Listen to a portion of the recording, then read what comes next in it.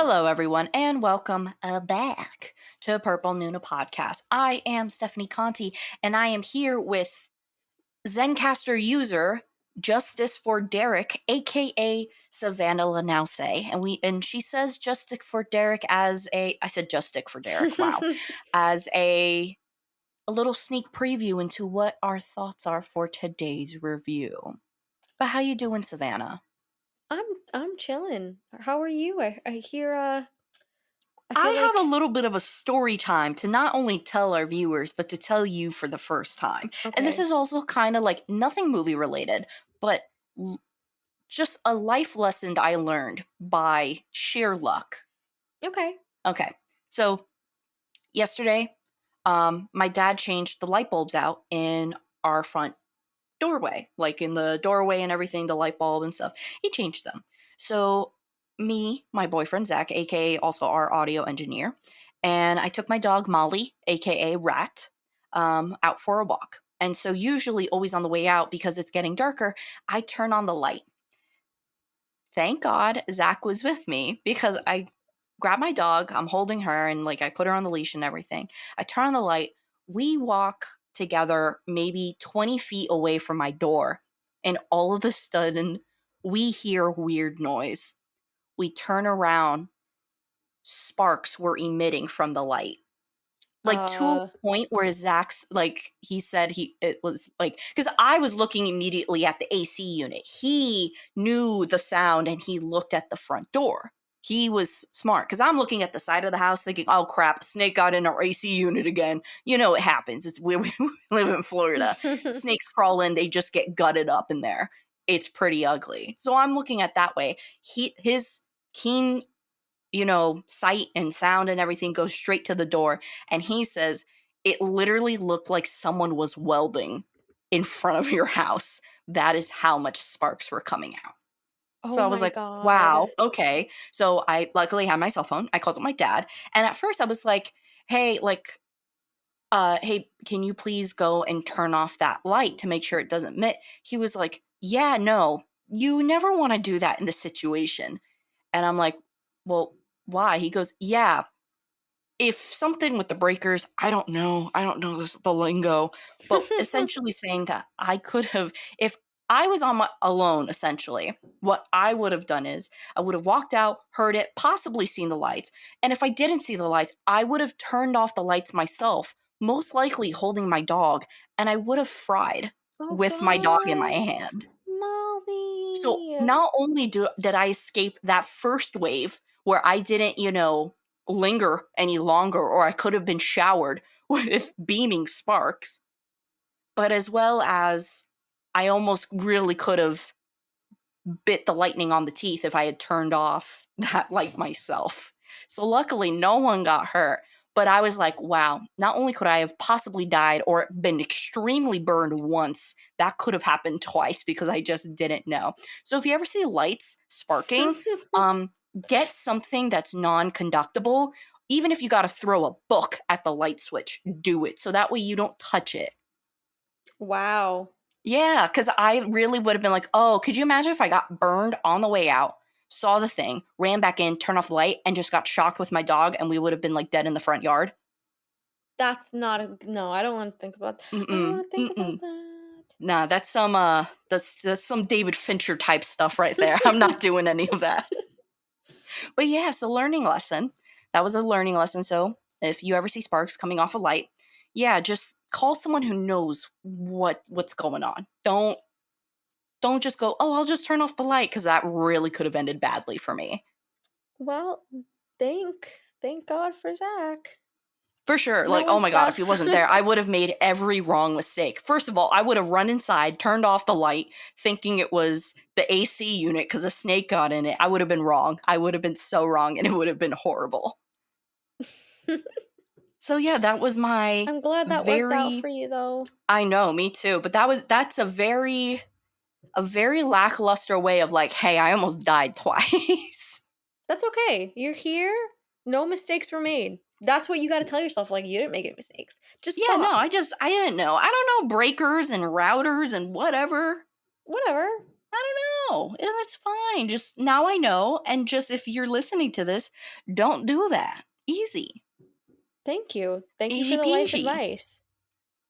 Yeah, because I would have, because I've been electrocuted before. Not fun, but not Oh on a level god. like that. Not like power from the house electrocution, but like I've been electrocuted via horse fence and Um, oh yeah, I think I've told you I essentially I crawled into a horse pen.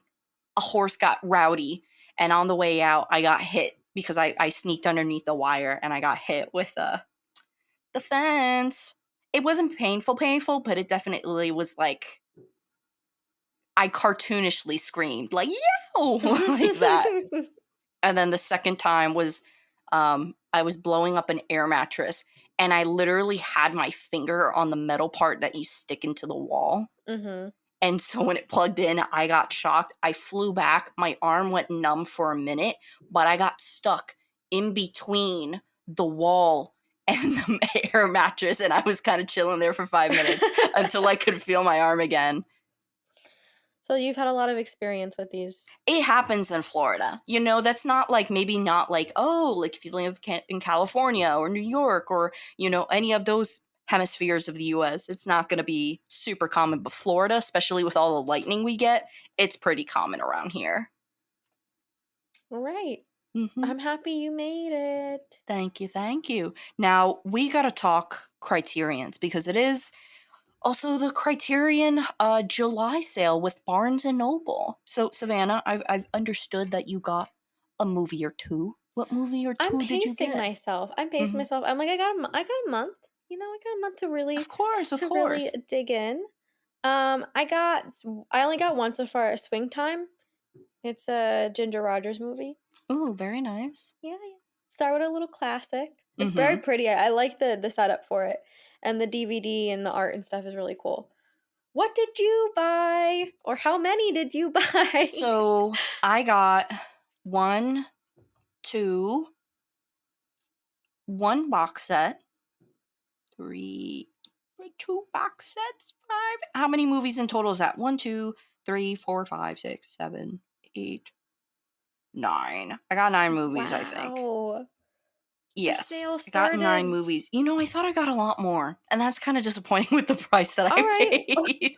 I thought I got a lot more, but Well, anyways, so the ones I got, because for those of you who don't know, highly recommend checking out Amazon during this time of oh, for Criterion sales sure. because they usually price match. And if you got Amazon Prime, why not get it within 2 days instead of 5 days? You know. Yeah, So the absolutely. ones I got from Barnes and Noble because they were not on sale on Amazon was I got a Larissa Sheptiko box set, which essentially has the movie Wings and The Mm, Ascent. So The Ascent was recently, not too long ago, put on Blu-ray, but I decided to go for the box set to get two of them for like, you know, the price of one. nice. So she's like a USSR slash Afghani female director. And she was the only person, because I was kind of going through, because I was like, you know what? I don't really have an order in how I collect criterions or how I view them. I kind of wanted to try going by country. And I started with Afghanistan, and she was the Mhm. only one in there. So I was like, you know what? Let's start. Let's start there and just buy it. So, because I'm Oh, thinking I about like that. doing That's cool. I think it would be cool to do a TikTok series on like best criterions from each different country that is within the criterion, you know. Yeah, that's very cool. So I got that. I got a old Roman Polanski film called Knife in the Water, and it was the first, I believe it was like his debut, and he also was nominated for an Oscar for best foreign film. That's funny. I was just reading the Once Upon a Time in Hollywood book, and they were talking about Knife in the Water. Really, what did they say Yeah. about it? Well, you know the scene where they first see Roman Polanski and Sharon Tate, Mm-hmm. like in the film. So basically, they kind of give you a backstory of Polanski's like filmography, and they talk about how it was kind of the one that put his name out there. Mm-hmm. And then I think the other one after that was Repulsion. And he obviously had some Yes. movies in between, but those were like the two big ones. And then Rosemary's Baby. So I was just reading about that and how it was like so big at the time. Yeah, and it looked really. Interesting. I believe it's one that he made. I believe he is Polish, so it's the one that he made in Poland. Yeah. Let me see. Poland. Is he Polish? I have a feeling he's Polish. Yes, He's Polish. Polish, yeah. It is made in Poland, and it's a older Criterion. It has not been put out on Blu-ray yet, but it is an older Criterion, and I was a little bit shocked because for the longest time, it still has retained the same value as like a Blu-ray Criterion. Like Very every time cool. I've gone on Amazon, it's been over $30. So I'm like, dang, okay. So Barnes and Noble had it for sale last time when they had their didn't they yeah, I think their last sale was in November. Mhm. So last time they did it, Knife in the Water sold out completely. So I grabbed it because I was like, okay, maybe someone will mention it, especially, with now even the mentioning of it in Once Upon a Time in Hollywood. So I'm happy I got my hands on that. I got a duo by a French filmmaker, and essentially the two movies are Jeté and Sans Soleil. Ooh, fancy. Yeah, and one of them, because I wanted to get more into sci-fi films specifically within the Criterion. So this one is by a director named Chris Marker, and I honestly think it's either Jeté or Sans Soleil. Either one of those is the basis for 12 Monkeys. Interesting, okay, I didn't know that. So yeah, so I'm definitely eager to see that. Yeah, I think it is Sans Soleil. But anyway, so there was that one. I also I really do like Pasolini as a director, and I say that not thinking about Solo. I say that thinking about his movie Mamma Roma. Have you ever seen Mamma Roma? I've heard of Mama Roma. Oh, I have it on DVD. I'll let you borrow it. It's so good because Anna Mignani is my favorite actress of all time, and Mhm. she stars in it. And she's like, Jesus Christ, she's like the mitochondria. She's just the powerhouse of the film.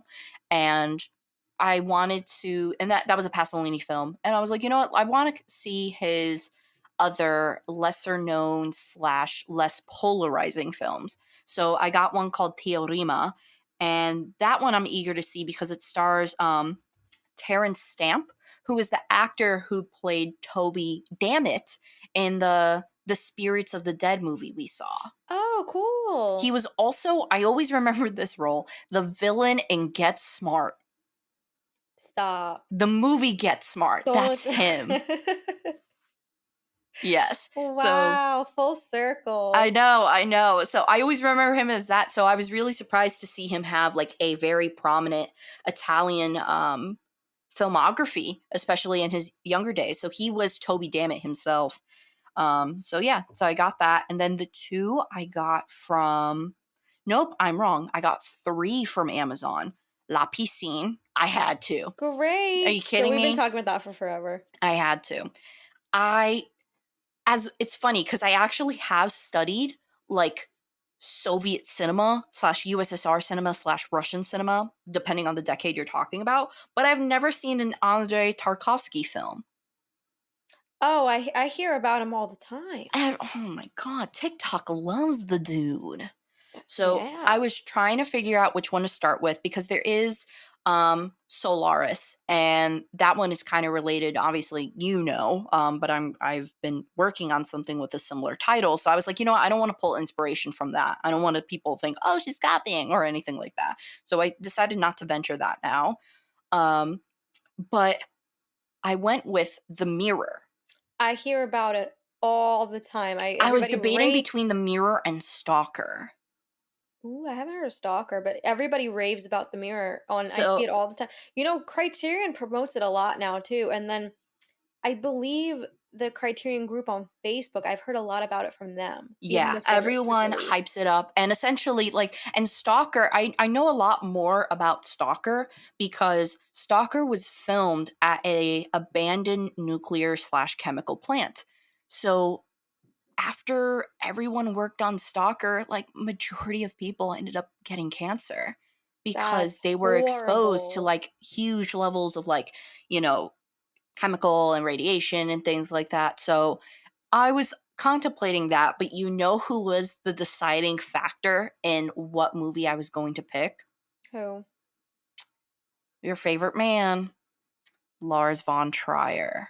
Oh, I So can't I escape went with him. it because he actually quotes The Mirror as one of his most like one of the biggest movies that had the most influence on him growing Oh up. god, what am I gonna see? So I that was my deciding factor. And then the last thing I got, because once again I heard everyone talking about it on the Criterion on the Criterion TikTok and whatnot, was Barry Lyndon, a Stanley Kubrick film. I love Barry Lyndon. I I've love never Barry seen it, and Lyndon. I honestly never heard of it until I saw it on the Criterion page. It is such a good movie. It's so good.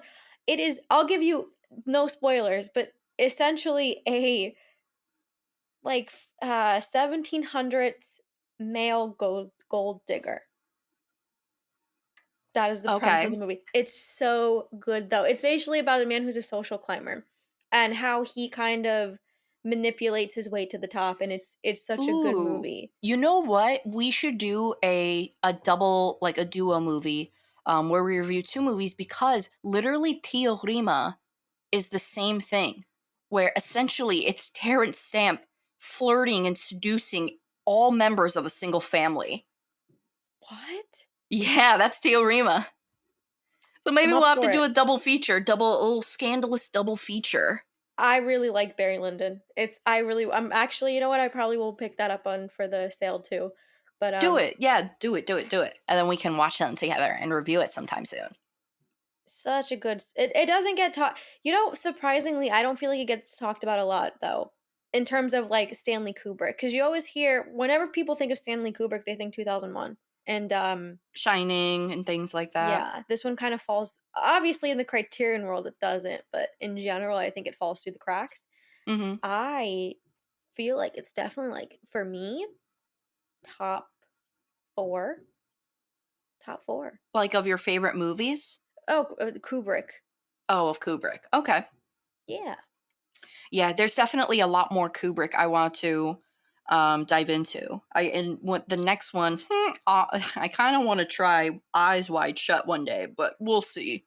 We'll Oh, see how you brave gotta I'm feeling. you gotta do, like, mental exercises before you watch movies like Well, that. I think first I just need to be able to get through all the criterions that I bought first, especially Oh, Mirror. true, you got homework to do. I got a lot of homework to You can't be do. thinking about other movies right now. So I am still there is one more DVD box set type that I am contemplating. And it's Okay. gonna be like, hopefully we're seeing family soon. Hopefully they'll be like, here kid, here's a quarter, and they'll accidentally slip Here's a me a 20 quarter. and maybe I'll get it. I'm really, really eyeing the Fassbender, the early Fassbender set. Do it. Well, and it's also like it's a $60 box set, so now it's like on sale for like 30, 35, or something like Do that. it! 30 But bucks. I just let me get the other movies first, and then I also have to even see if I have the room now. I already know I have to clear out a drawer. I'm literally gonna have like a Criterion chest at this point because I don't have enough room on the shelves to put the stuff. So I literally have to make a chest. Buy another shelf. Not a problem. I don't even think I have We're the room, but we're making up problems. I know I can fit it all, because that chest, and I'm saying chest very lightly, like it's a large chest. Like it'll probably fit another 40 to 60 DVDs in there. So I think I got some room for now, but it's only a matter of time. Oh, but the one Fassbender movie I really want to see solely for the title name is Beware of a Holy Whore. Come on. That's a riveting title. Attention grabber, absolutely. Of course. And also in the early Fassbender set is Love is Colder Than Death. I love that. Love that. We have Gods of the Plague. Ooh, current to the relevant times. The American Soldier. Wow. A German writing about American soldiers. Incredible. What a fan. He What knows an how to array of diversity. his titles are great. And then a German film I believed pronounced Katzelmacher. Ooh. Yeah, I No would idea get what it. that's about, but I really like, as you can tell, I've been really into dark directors. Von Yes. Trier being one of them. I literally bought a book that says Lars von Trier's Women. Like, come on. Read Come it and give on. me a summary because I'm interested. Because his So far, women. it's looking pretty cool. It's looking at how he views women and how, in terms of like the role and things like that. But it's definitely interesting.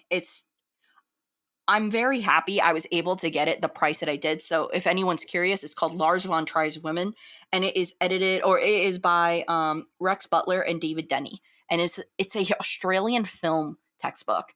And so the textbook was originally like $180 to $200, and Wow. then did a paperback. Still, for a paperback, very expensive. It's like $40, but I have been eyeing this for years, so I'm like, I think it's time to like pull the trigger on It's this. education. You need it. You're just investing I in got it. yourself.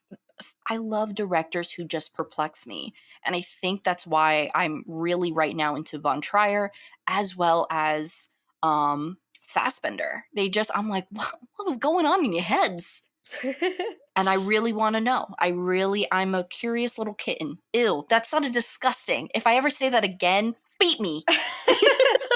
You got I caught up in the hate that. moment. I hated You that got caught up in the moment. It's because you know why? I think it was just I thought it was I thought, like, because I was trying to be alliterative and trying to rhyme and whatnot, but then I instantly thought of like those guys, the fedora wearers, and the Discord guys who says like "Come here, little kitten," and then also like be like ew. "My sussy baka," and I was like, no, no, immediately You caught thought of that, and I yourself. was repulsed. It was a slip. It's Forgotten. okay. Like, you can if I were to ever have that little slip again, just you could take the Lars von Trier's women book and hit me. It's totally fine. It's well deserved. Well deserved at that point.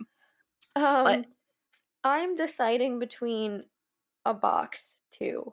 ooh, okay, lay it on me. What you thinking? Either the Bruce Lee set or the Dietrich and von Sternberg Mhm. and Hollywood. Oof.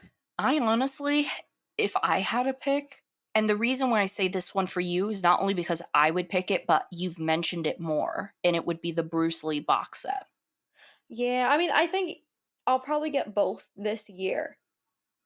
For sure. Yeah, well, yeah, the other sale is usually in November. So I don't know which one I want first. Oh, and also here's a little hack for you guys who are shopping for Criterions.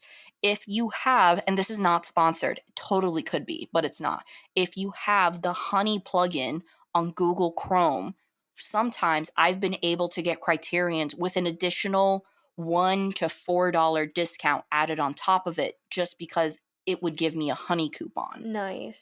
So check that out because that's pretty sick. So I would definitely, and usually for the box sets, it's usually anywhere from like, no, for normal Criterion, it'll be like $1 to $4. For box sets, I think it's between 5 and 10, just depending on the title. So I would definitely use that and see if you can get any extra discounts on the Bruce Lee box set. Very cool. Hmm. Should we get into the banger we saw? Oh, yes, absolutely. So today's movie we are talking about is the movie Zola. Essentially, a stripper named Zola embarks on a wild road trip to Florida, where we live, and it is not to our homes, and we're not a part of the story. But it is written and directed by Janiska Bravo, and also based on, and I love how even IMDb says based on the tweets by Isaiah King, aka Zola, and it stars Taylor Page, Riley Keough, Nicholas Braun, and where's the one guy? Coleman Domingo as X. So Taylor Page as Zola, Riley Keough as Stephanie. Not going to be confusing at all, and Nicholas Braun as Derek. And once again, Savannah's username is Justice for Derek. Now, before we get into that, Savannah, without any spoilers, what did you think of the movie Zola? This movie was crazy. I knew it was one of those things where you know it's gonna be like a wild story, but to actually see it put to life, wow. Um, I appreciate a lot of things about this movie. Like obviously some of the subject matter is a little graphic. Mm-hmm. But one of the things I did that I really enjoyed is if you noticed every kind of inappropriate or graphic scene was kind of met with some comedic element. So Mhm. I really enjoyed that because it kinda let the tension out because I was like, "Oh god, what am I gonna see in this movie?" going into it. So I Yeah. really like that they took that route. All the characters were super animated. Everybody in this movie was just larger than life, which and they needed to be, and it just made everything feel very real. Mhm. So, I thought this movie was crazy, but in a very good way. Yeah, I will say I was and I think A24 is so lucky because they're kinda now synonymous as, like, if something has the A24 logo, Oh, you yeah. gotta, We strap in the wouldn't be seeing seatbelt. this if it was an a if Yeah, anybody else would did a Universal stripper Pictures, movie, get out of here. It would have been crap. we But wouldn't have wasted our A24, hold time. up. A24, hold up. We're working with something here. There's always a Mhm. few like studios that like I kind of have um loyalty to, and that would be XYZ Films, A24, and there's one more, but I can't really think about it right now. Oh, IFC Films. Usually I'll be like, "Hey, what we doing, guys? What are we watching today?" Like, cause I have um a kind of loyalty to the Legion M2. None of these are sponsored, and I'm not influenced by them, but I totally could be if we're gonna be I honest. mean, we have seen quite a few, if not all, A24 movies. Yeah, I So, I mean, mean, I just throwing l- that out there. I will respect any person that will give something like or simply just give Tusk the opportunity. And A24 and That's XYZ right. Films were the people to give Tusk that fair shot. So I appreciate You them guys for that. rock. But yeah, so I was pleasantly surprised. I knew it was going to be good, but I was not expecting the direction it took. I was expecting it to be, and this is still not spoiler, this is just kind of a simplified review of it. I was expecting it to be graphic. I was expecting it to be a lot to handle. And it is in terms of plot, but not in terms of sex scenes and violence and things like that, which I'm happy about because when you have the center of the story being around stripping and prostitution, blah, blah, blah, things like that, it can get a little bit overwhelming. Yeah. And so I was really happy with that. I'm also so happy with the cinematic approach that they did to it. It easily could have been like the film Spring Breakers or Bling Ring or any other crappy, Y2K inspired like film, but it wasn't. It surprisingly took this very nice vintage approach to it. And let's start talking about that. So the way this films look, and this is going to be where we have spoilers. Um, I told you, and I because we saw this movie together in person. It was my first movie back in like a year, so I was so happy. But I kept whispering to you. I was like, "This feels like a Kubrick movie because of the way it's shot." What I thought that was interesting too. You even made a at one point, like, you're just like, "Oh, like, that looks like The Shining." Yeah, because they involved a lot, and I was totally for it because you had a lot of shots just kind of looking at empty roads, driving with the classical music. And I was like, holy crap, that reminds me of The Shining. But also the way certain characters are pieced out, like the way certain things are like pieced together, and just the feel of the movie felt more like either 2001, like I felt like the characters and the way they interacted were very 2001 A Space Odyssey, but the way the overall movie was filmed, especially when Zola enters Florida, kind of shifts into The Shining. Yeah, I could see that.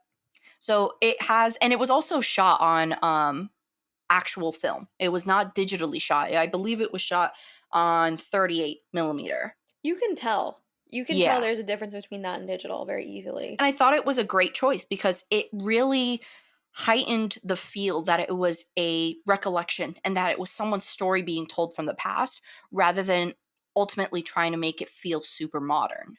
Yeah, definitely. So I thoroughly enjoyed that aspect. Now let's talk about our two main leads. So we have Zola played by Taylor Page and Stephanie played by Riley Keough.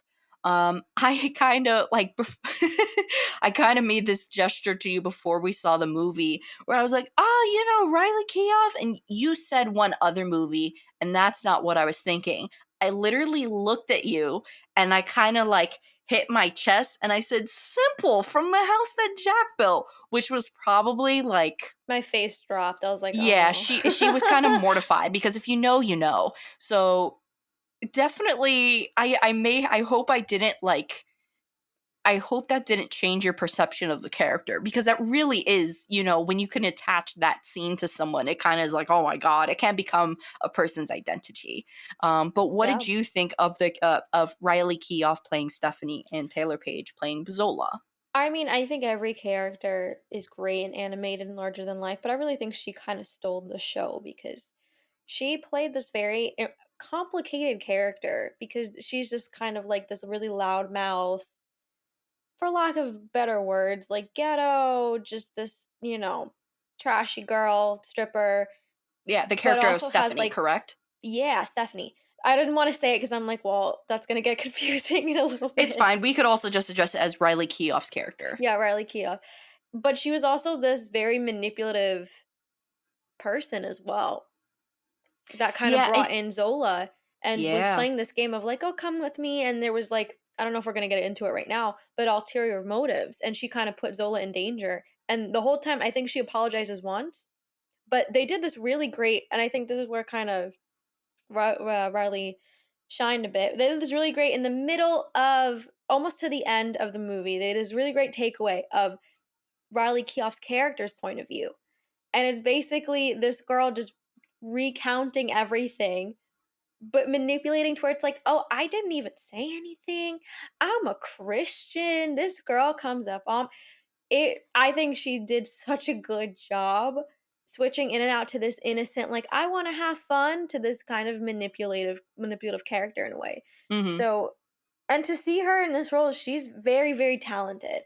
I haven't seen her in too many things, and I always thought she was a good actress, but she's very, very talented, and you can kinda see it through Zola, which is interesting because you wouldn't think this kind of movie would showcase,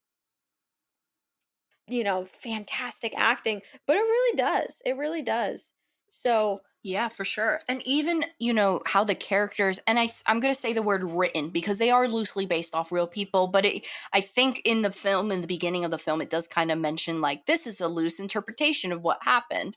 Like, and I personally didn't see the original tweet, so I'm only going based off of what the movie is. And I was really impressed with the character Stephanie played by Riley, because she was complex because here she was in some scenes playing ditzy, I don't know, whatever, like it's cool girl, whatever, you my boo thing, that type of attitude. And then all of a sudden it would kind of shift into these, oh, this girl is like really trying to set me up. And it's not just like, oh, this girl is just trying to like it's she's not in like a trouble. No. simple issue. Like at the end of the day, spoiler, the character Stephanie ends up trying to prostitute Zola. Yeah. Ends up trying to prostitute Zola, and Zola at never at any point in the film says that she is a prostitute or that she would sleep with people or do things with people. In fact, even in right before, things, when she's like, "Oh, you could just do this," and she's like, "Nah, that's not my thing. Girls can do whatever they want, but that's just not me." So I really liked how, for a character that seems so dim, there really was a dark motive to her. And I like that we didn't get to fully see it. We only got glimpses of it. Yeah, and I think Riley, I really feel like it's so difficult to play somebody that's real, but you don't know. In fact, you have to go off of what other people are kind of saying.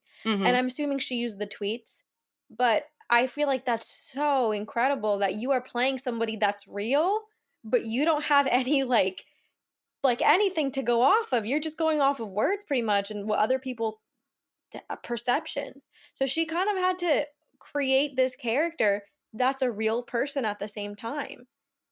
So Yeah, I was just very absolutely. blown away because Zola, at the end of the day, the main character, had the real Zola there. And I Mhm. think that's easier when you can just see the person and um, act out their mannerisms and the way they talk, but really with Riley, she was just gonna go pretty much tweets and I think Zola, the real Zola. So that's really incredible on her part that she was able to bring this person to life, and I assume the real Zola gave it, the stamp of approval. So Yeah, good and for Riley. I definitely think so. I think she was I think Zola King, she actually played a prominent role in making sure that the film was as good as it was and things like that. I'm fairly certain that she worked really well with the director. Um but I really just I do want to address something because there is some type of controversy surrounding the film, and that is how the character Stephanie is portrayed by Riley Keough. And I will say, because a lot of people say, like, oh, that, essentially it's like, essentially she adopts this They gave her a black black accent. persona. They said They they gave gave her a black accent, kind of.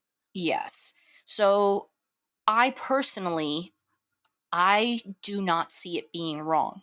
And the reason why I say that is because if it is true to the original Zola's vision and her recount, I don't see it being an issue.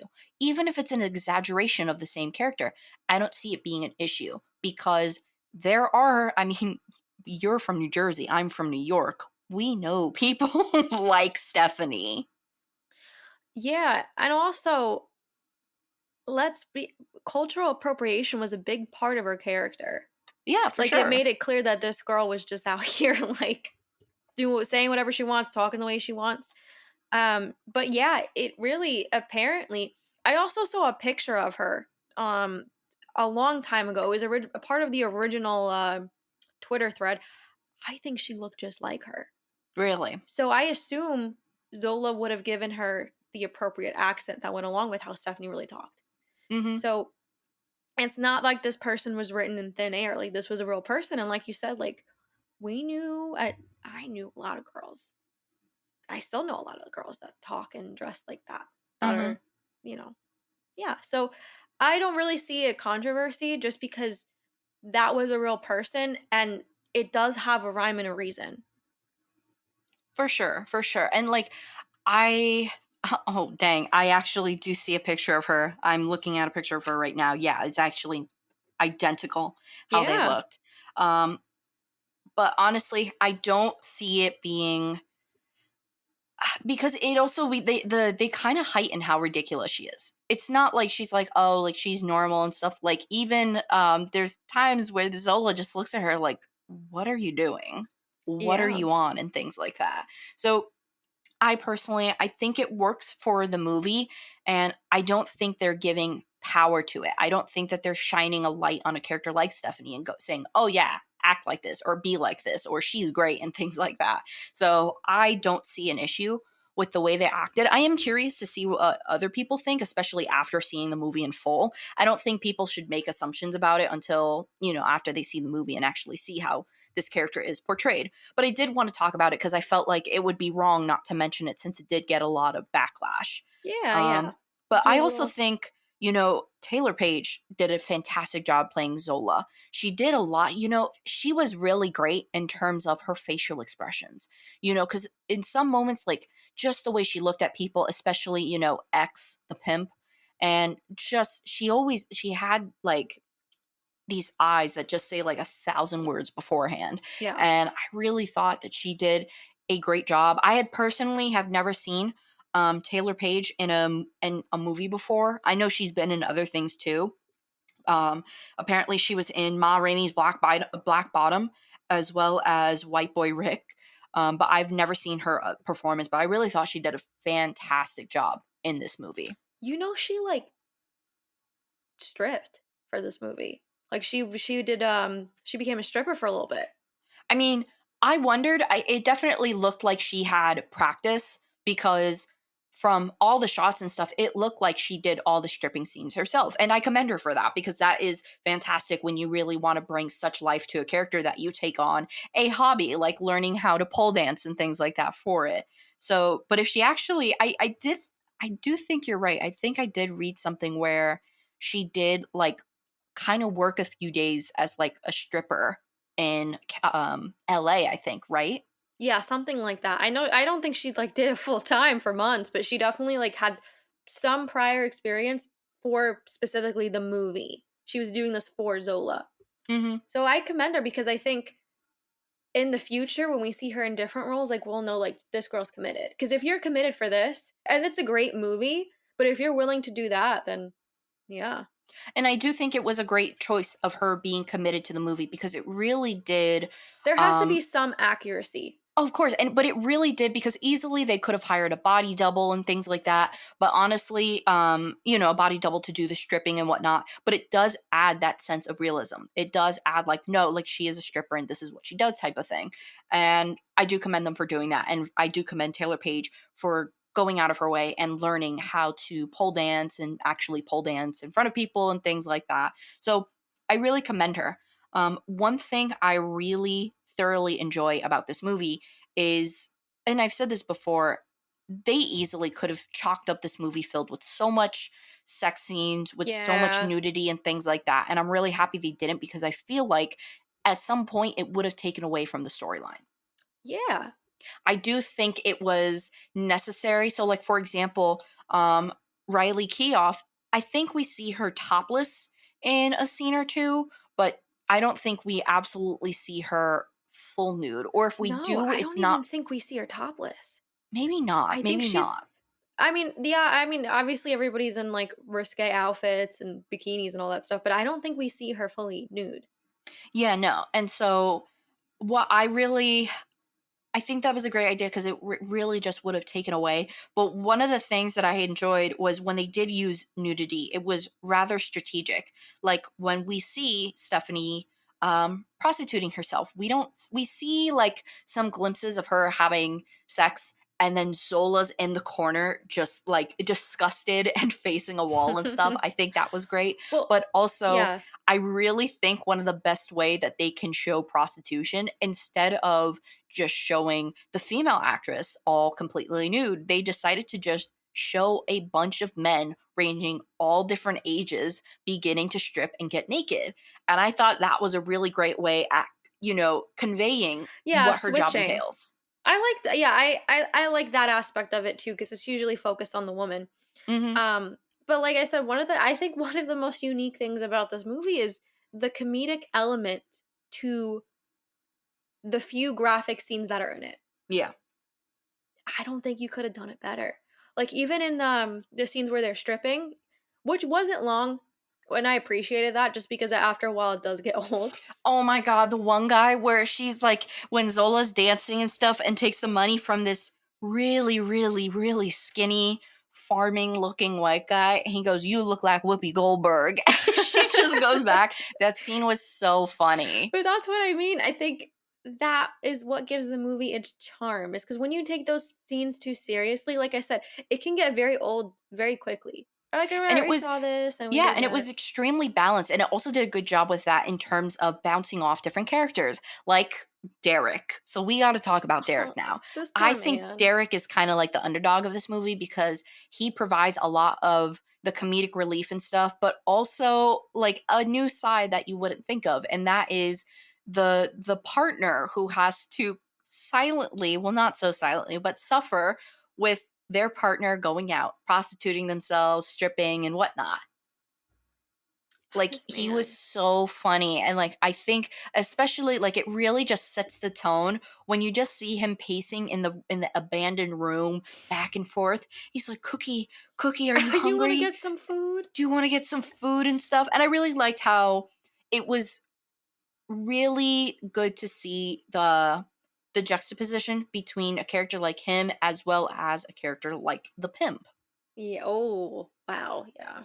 I thought it was very necessary because especially in terms of it gave us a glimpse into Stephanie's mind. It gave us a glimpse into how she obviously kept going towards the abusive guy. And there's even one scene where in the beginning where Stephanie looks at Derek and is like, whose is this? And he's like, I'm yours, or something of the line of that.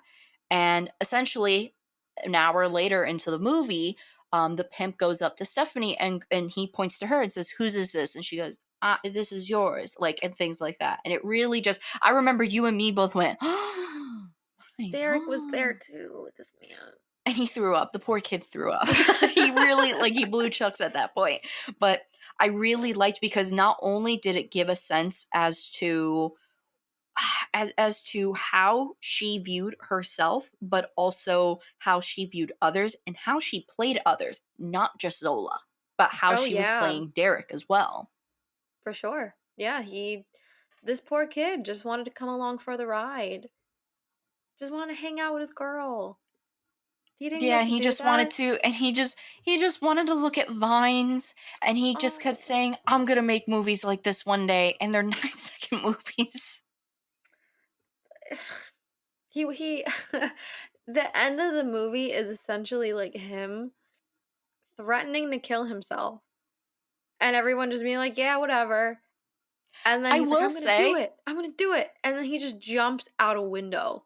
I really think this is like one of the first movies that we've seen that accurately displays what gaslighting is. Oh, yeah, Like, she they really just cut deep into Nicholas. Like, he's been waiting all night. He goes and he meets a guy and ends up biting him in the butt, and he's like, "Yo, I thought we were bros." And like, they just make him feel bad at every single moment. And they're able, like, especially the pimp and Stephanie, they take moments that he's just a part of, twist it around, and they just go, "Oh yeah, no, it's your fault. You're responsible for all of this XYZ."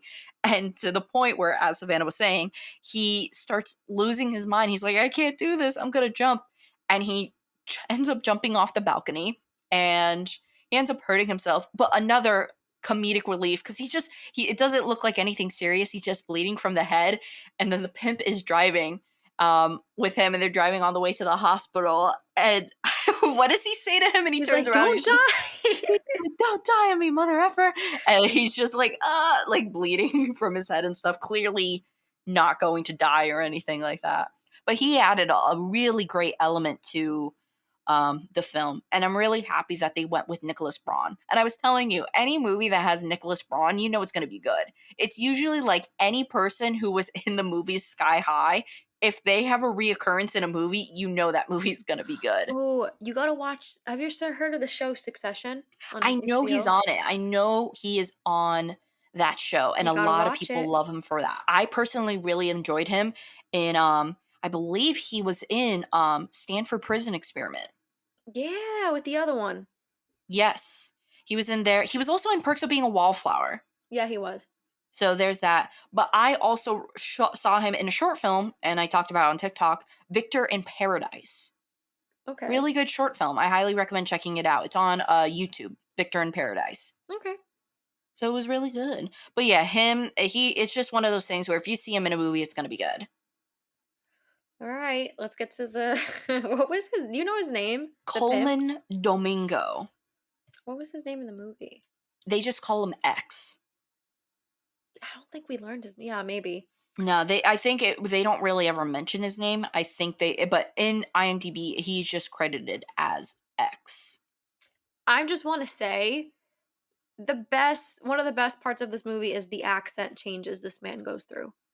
Oh, absolutely. I was already a fan of him because I really loved the Euphoria special, the movie long, like the hour and a half long special with him and Zendaya in the diner. I thought that was fantastic, and I loved him as an actor in that. But it was really cool to see how, and he's going to be in the movie Candyman, so I'm really eager to see how he is in that. But with this movie, oh my god, it really, even though the accent changed doesn't sound like something so serious, the way he uses it makes his character terrifying. Yeah. Because he's very smooth talking all throughout the beginning, like, "Hey there, mama," like, very smooth and things like that. Then all of a sudden it switches into this, very, very deep and rich, like African accent. Um, and it just changes, and it kind of just, like, it's almost like always, like, whenever he switches into that voice, like, it's almost like very so commanding where he's just going like, "I am not your friend. I own you." Like, I mean, whenever he switches into that voice. the first time he switched was very, very, like, startling. I remember being in the Oh, movie, because I he was like, immediately went from like, "Hey man, like it's all like, "How cool," much and did you then make? We're gonna go barked at here." her. Yeah, crazy. I liked it. He was very, very entertaining. And again, just like other aspects of the film, like the graphic stuff, he went from just this horrible, mean person and then having some comedic moments and then just being super smooth. So much in just one performance. It was great. Yeah, absolutely. And even like the moments with him and his girlfriend, I wife. want to say it's the wife because they had a full blown portrait. That is true. Yeah, like it was just very. I wasn't expecting that because here he is a pimp, right? And I just wasn't expecting him not only to have like this huge mansion and whatnot, but to be dating this mammoth of a Scandinavian woman with She was an hips for Amazonian. days. Yes. Gorgeous, but like my god, the woman, like the proportions on her were astronomical, like out of this world. Like holy crap. Like I was like she was definitely like when you saw her on the screen, you just kind of went, "Whoa." Cuz Yeah. it was very like va va boom all the way. So she was fun and she had her witty moments too. I got to see what the actress's name is because she was really fun in the movie. Yeah. Yeah. Let's see. I'm trying to find her. But she was very good and I enjoyed her presence and she really did add like especially when Derek is like I'm going to kill myself. She's like Do do it. it. So she was her name is Sophie Hall. Okay, cute. Her name is Sophie Hall. Yeah, I think she was really great and she was really funny in it. Yeah, again, I think this movie just demands your attention at every turn. And I think that's the only way they could have gone with this. And Mhm. I'm glad they went with this because anywhere that if they try to do too serious, if they try to do too like wild, I don't think it would have worked as well and I don't think it would have deserved the respect it should have gotten.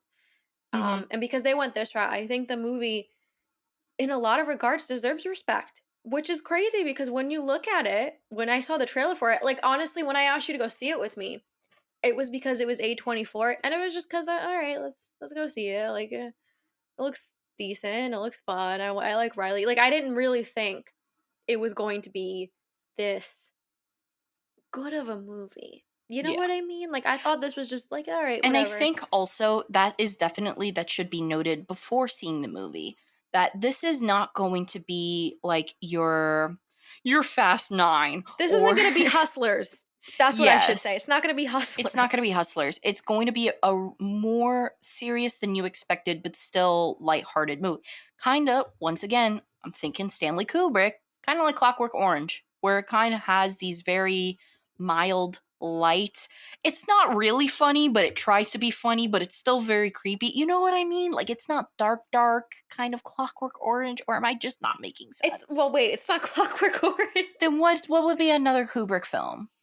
Uh, you know, Barry Lyndon wouldn't be a bad thing to Comparison? compare it to I haven't seen Barry Lyndon, so I because can't the say. I was subject thinking matter Clockwork Orange because you have like moments where it's like all calm and cool and collected, and then it goes straight into singing in the rain and beating and chaotic. curmudgeon and all Yeah. things like that. But I will say, like with Barry Lyndon, I think the subject matter is dark, but he manages to keep it light Mm-hmm. until it's not light, and then there's some very few comedic moments in there. And Mm-hmm. it's filmed great too, so that's why I was thinking Barry Lyndon. But I know what you mean where it's like a very grasping change. It goes from yeah, I understand what you're saying with Clockwork Orange, but Yeah, um because I feel like parts of Clockwork Orange go from like somewhat normal to the absolute bizarre. Like when you have the women in white paint, just being used as tables and whatnot. That kind of contrast. It does kind of have that in my head. Maybe not near exact or not as near stark, but it does have a just overall a really great balance. And the entire film is very whimsical in terms of the way certain shots are, and you have these great like sequences where you have the two girls like getting ready in like this room of mirrors and stuff, very dreamy in certain elements, which I really liked because I felt like it conveyed like a sense of like everything seems good right now, but it's all a dream and it's going to disappear soon. I really liked a lot of the elements that they used within the filmmaking of this movie. Yeah.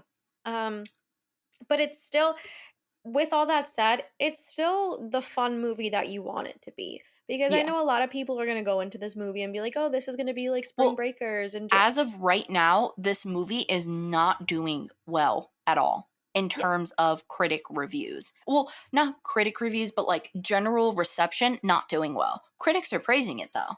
Like Roger Ebert had unfortunately, great reviews and stuff, but even just skimming through some IMDb reviews, a lot of like 1-star reviews because this was not the film people were expecting.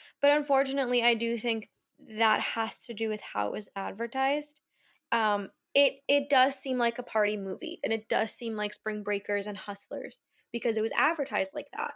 Yes. People didn't think they were going into something that was actually like had what's the word I'm looking for? It was deep. They were expecting a lighter movie and it ended up being a lot deeper than what it appears to be. Yeah, and it was well done. You get a well done story, and also it's not super graphic. There's not a most of this movie is just about a girl kind of getting manipulated and pulled into this very dangerous situation with very larger than life, but characters that had also a lot of depth. Mhm. So I feel like unfortunately that might have to do with the marketing of this movie. And I think a lot of movies, you know what that reminds me of? It reminds me do you remember that controversy when the Shyamalan movie came out, The Village? Remember The The Village? Village. Where have you seen it, The Village? Mm-mm. So basically, The Village, I believe, was kind of marketed as this horror movie. And it was supposed to be like this thriller, and but I'm not gonna spoil it for you because I would actually think you'd like it. It ended up not being that at all. It ended up being like a drama romance. And it just Oh. got murdered. Like, people were very, very upset Mhm. and gave it bad reviews. So I feel like it's that. I just feel like when you don't market a movie correctly, and I'm not even saying they didn't market it correctly because it I don't even think I was disappointed or I was like, "Oh," like, I was surprised in a good way.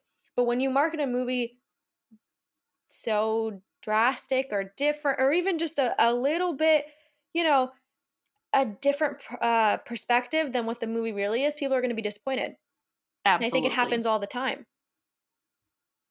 Absolutely. Yeah, and I can understand like being like, "Oh, but this isn't a movie." Like and I could understand that, but at the end of the day, like I've been there and there are some movies that I felt like that way. Like I think for example, the movie Spring that we talked about Mhm. is not at all what you expect it to be, but it is what it is and it ended up being good. I think it's okay as long as the movie is good, but I do understand that there are sometimes just movies that you think are going to be one way, they're totally different and it just does not work. Yeah, But I think this in this movie's case, it entertaining should work. enough. I think Yeah. this one, it really does work. I thoroughly enjoyed it. It really ticks the mark. It's got that more serious cinema feel that I like to it, while also being highly entertaining, very enjoyable to watch. The pacing was great. I didn't feel like there were any like dragging moments, even with the shots of the car driving and things like that. Overall, it just really beat my expectation because when you have like a movie like this could have been given to a director and they really could have dumbed it down. Like they could have been like, okay, we'll slap on, this and this, we'll add some cutscenes and things like that. But they really could have dumbed it down. But instead of what I feel like they made was a really smart, dark comedy with that was highly entertaining with a lot of great drama in it. And I'm glad they did that because I think a lot of movies like this do deserve the justice of not being, like, idiotic.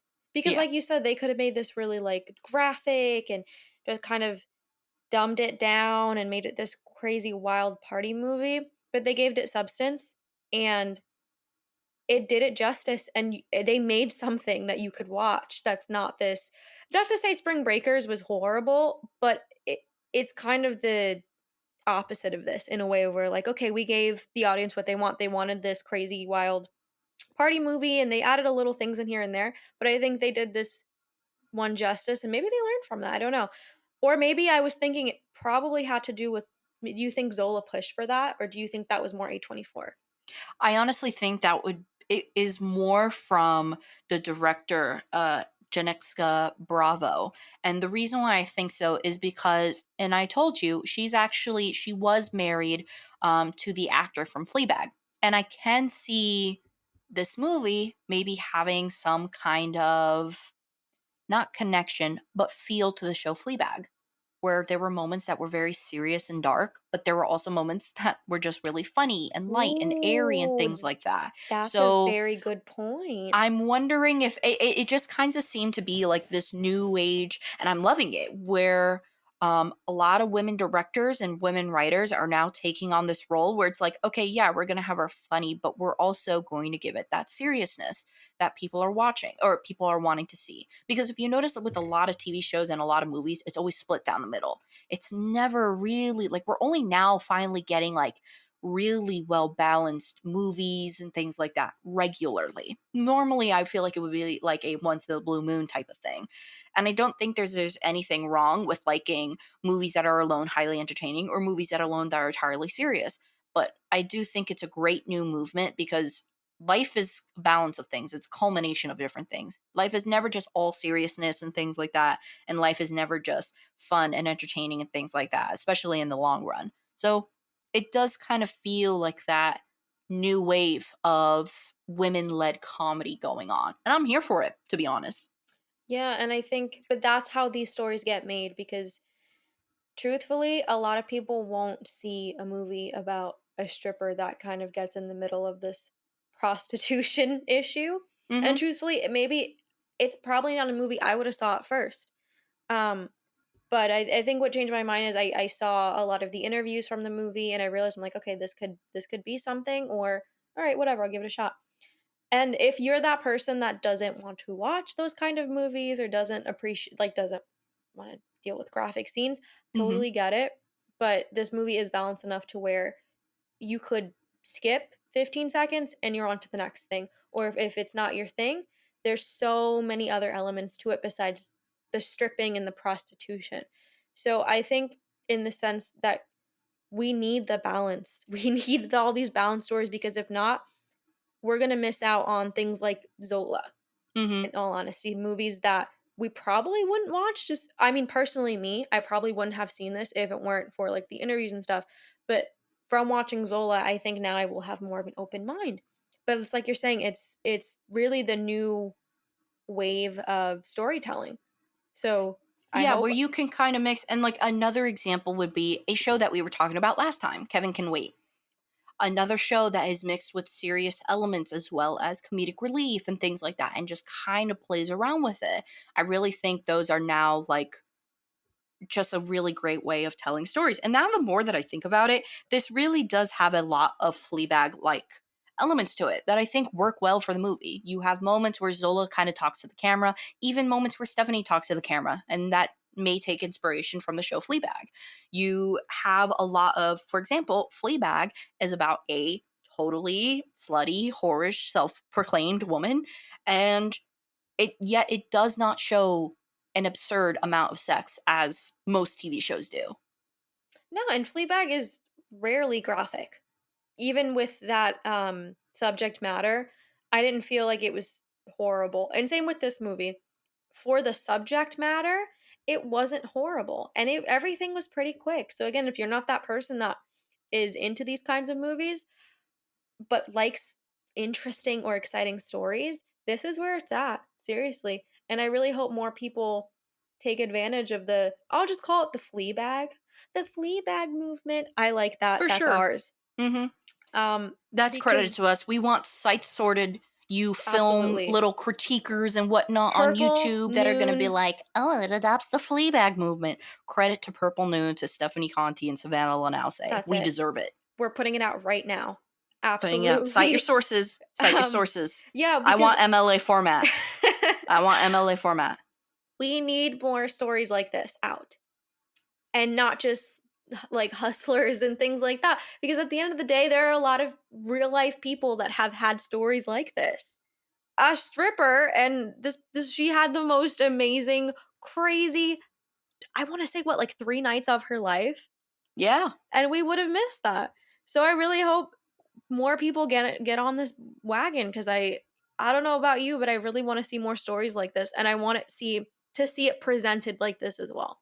Absolutely. And I think it's so important that even if you have, movies like this that someone may look at and read the script and go, "Oh yeah, that's going to be like that's going to be like strippers or burlesque or any of those I really think it's great that we can start looking at plots like this and go, let's add a little fine art into it. Let's add a little cinematique Substance. into it. Let's Substance. add some more because it's okay. Like anything can be cinematic, anything. And I say that in terms of when you're comparing like a blockbuster made to make movies versus a movie that is made to show art or to tell something and stuff, you can add elements of that to any movie despite the plot. So I'm really hoping we can start seeing movies and stuff with maybe more wacky, wild, and untraditional storylines take on now new um art, like new archetypes, new types of storytelling, and not being afraid to add a little art to it, and not being afraid to make a movie a Y2K like film. And I say that because the use of the cell phones and the fashion Yeah, and the stuff like that, sparkles. very Y2K, but adding a 70s filmmaking element to it. It works. You can make it work, and it totally works in this movie, in my opinion. I'm always a big believer, and I've said it before here. It's important to listen to people's stories. And one of the ways we do that is watching movies, obviously. And the more we make films like this, the more stories that are going to be heard, and the more compassion and the more understanding we can have for people. Absolutely. And I'm I know Zola's a 100% agree. stripper movie, and I know it's like, okay, well, but still, like, think about the potential that is unlocked in this kind of filmmaking. You can make a movie about everything or anything and maybe get through to somebody for the first time, like, oh, like, okay, I never really saw it like that. I think it's important, guys. Fleabag movement The Fleabag movement. 2021. For sure. And also just not making I think the last thing I'll say about this movie before we Yeah. give our our final scores and whatnot, you don't have to make a movie about stripping, OnlyFans, prostituting, and have to have women feel guilty about it. You don't have to make that move. You're not that guy. You don't have to make that move. But I really think this does a great job at that. It doesn't yeah, the character is a stripper, the character is a prostitute. No one ever feels or makes a character feel bad for what they do. No, just the manipulative part, just the Just the fact that they're manipulative part scamming and, people a people little doing bit. it for their own gain. But, Not the like, for actual act itself. Zola never criticizes Stephanie for being a prostitute, and no other character ever criticizes Zola or Stephanie for being a stripper. And I think that's fine to not. I think it's okay to have the absence of that within movies like this, especially movies that are centered around sex work and things like that. Like it's okay to not include shame within the movies. That doesn't have to be a requirement unless it's true to someone's story, blah blah blah, etc. Yeah, and I think also a good thing, just to go off of that, it also didn't do the opposite, which I really liked both ways. I like that it didn't glorify it, and I like that it didn't shame them either. Yeah, There you wasn't a saw the character high in the moments, but movie. it also set everything in reality and you took everything for face value. Of course, people have their own interpretations. They can still look at a movie and be like, "Oh my god, I need to do that." Or Well, they can look at yeah, it and, I they wasn't might saying currently be doing that and maybe like, "Absolutely not. I do not want that to happen to me." But it doesn't feel like it pushes you towards either direction. It there's just no gives you a fair agenda. side of showing which is Yeah, which. there's no agenda here, and it's very character driven, and that's it, and that's what it needed to be, and I'm glad it went that way. It's just about the characters and their intentions of the movie. It didn't have an agenda. Absolutely. So, with that being said, one, if this was put out as a DVD, would you own it? Or when it will be put out as a DVD, would you want to buy it? And two, what's your overall score for the film? I would own it. I think I'd pop it in at some This is point. definitely, it has a good rewatchability, I think. Yeah. I don't know how many people I could show it to. I don't know how many people will be down for this. Yeah. But I give it an 8.8. 8.8. Yes, I would love to have it on DVD because I really would love to see and just kind of focus more on the way the movie was filmed and things like that, and just see if I can find any more influence in it because that really did pique my interest. But also I would just rewatch it to rewatch it, you know. So with that being said, I would probably give it an 8.5. I think for me, it was really good and everything. The only downfall I could say about this movie is that at the end of the day, it's still not meant for everyone, which could be any movie, of course. But I think for me, there's a little bit, I do, part of me does wish that there was a little bit more. I do want a little bit more drama. I wish there was a little bit more a little bit more stuff to happen, as well as a more solid, concrete ending. Yeah, I would have liked However, some closure as well. However, I don't think that it's like that's something I would have wanted. I don't think it was Yeah. absolutely needed, but that is me being utterly picky. So that's my score for that. All right. What's So, next? I What's mean, coming up? overall, would we recommend it? Absolutely. Go see it if you haven't. And in terms of what's next on Purple Noon, so we definitely know coming up, we are doing two specials. One that I will mention and one I will not because it's a Surprise. surprise, and it's also one of those things where it's gonna be excellent, but at the sake of it happening, I don't it's just things are still up in the air. People's schedules are tight and everything. And for the sake of it, by some chance not happening now, I don't want to tease it and mislead people. But we do have something really, really fun and cool planned. The second thing that we have planned is we're actually in a few weeks going to be talking about Twin Peaks season 3 with a guest. Guest will be announced soon, probably an episode beforehand, just to make sure everything is set in stone, blah, blah, blah. You know, things just happen sometimes in people's lives, but he's a really cool guy. So I'm really eager about that. And also, we have the Three Colors trilogy, a review of red, Woo! white, and blue. Man, we could have done that for 4th of July. Stop We could have done that for 4th of Happy July. Independence Day. We're gonna review some Polish films. It's just us Woo! saluting, but with the French flag behind us instead. Which one was Poland? White? White was both all three of them are related because that's red, white, and blue is also the color of the French flag. But Dun, dun, Poland dun, was dun, white dun. was mostly set in Poland. All right, So Poland it is yeah, because white's my favorite. you know, some people I think it's my favorite too. Some people get really like defensive over which one their favorite is. Like all three movies are They're great. great. But I I just did see a comment that was like, because I talked about red, they were like, hey, red's the best, white sucks. And I'm like, hey now, no need to get loud, sir. Like, please. He sounds like he has some personal issues there with the movie. Oh, you know, I hate to say it, but usually when the people get loud like that in the comment section, I don't judge because you never know. What if that dude had been whited? What if someone did the Stop. same situation to him? I can't. I understand now. I totally understand. But when someone's like, I hated it, I'm like, bro, you must have deep, hurtful connections to this movie, and I'm sorry for you. They were all good films. I don't want to hear any blasphemy about it. You heard that, guys. You heard that. I mean, whatever. I'll be like, to each their own. Usually that's what I always say to people. And then people are like, I'm sorry, that came across so rude. I'm like, it is what it is, my dude. You know, you post that out there, there's a digital footprint, man. Like, it is what it is. But I don't know why I did a Jamaican accent. I think this is Accent switch. the night. Oh, no, I'm like the pimp. But to each their own. We're going to be reviewing those movies. It'll be a good one. And yeah, hopefully if the nice awesome special happens, it'll happen next week. If not, we got to figure Yeah, something else. it's all right. So keep an eye out for the episode titles cuz you'll know which one is the special. You'll just know. And other than that, we bid you all a good night. I mean, it's night here. Maybe it's not night for you, maybe, but whatever. Sleep well. And we'll talk to you next time. Bye. Bye.